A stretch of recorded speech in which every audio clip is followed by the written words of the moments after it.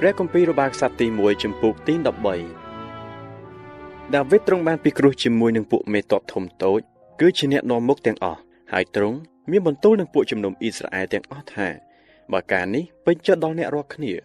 ហើយក៏កើតអំពីព្រះយេហូវ៉ាជាព្រះនៃយើងរាល់គ្នាដែរនោះជឿយើងចាត់គេទៅពេញក្នុងស្រុកដល់ពួកបងប្អូនយើងដែលនៅសល់ក្នុងពួកអ៊ីស្រាអែល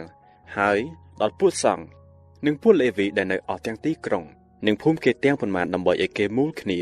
មកឲ្យយើងផងចោះហើយចូលយើងនាំហឹបរបស់ព្រះនៃយើងមកឲ្យយើងដែរត្បិតយើងរាល់គ្នា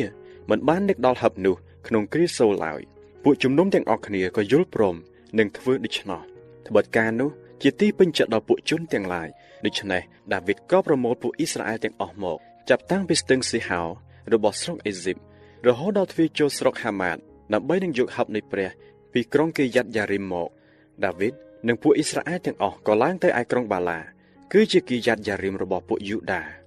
ដើម្បីនឹងយកហឹបនៃព្រះយេហូវ៉ាដ៏ជាព្រះមកដែលទ្រង់គង់នៅកណ្ដាលជេរូប៊ីនទាំងពីរដែលហឹបនោះបានហៅតាមព្រះនាមទ្រង់គេក៏យកហឹបនៃព្រះដាក់លើរទេះថ្មីនាំចេញពីផ្ទះអាប៊ីណាដាបមកមានឧសា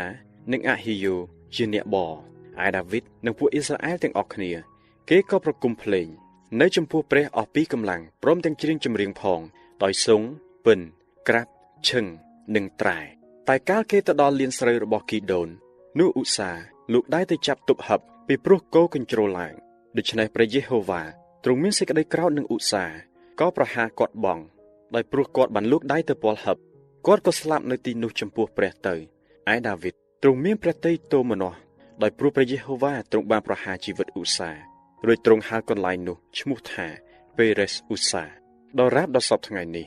នៅថ្ងៃនោះដាវីតក៏មានសេចក្តីកោតខ្លាចដល់ព្រះហើយមានបន្ទូលថាធ្វើដូចម្តេចឲ្យយើងនាំយកហឹបនៃព្រះមកឲ្យយើងបានដូច្នេះដាវីតទ្រង់មិនបាននាំយកហឹបមកឲ្យទ្រង់ក្នុងក្រុងរបស់ទ្រង់ទេ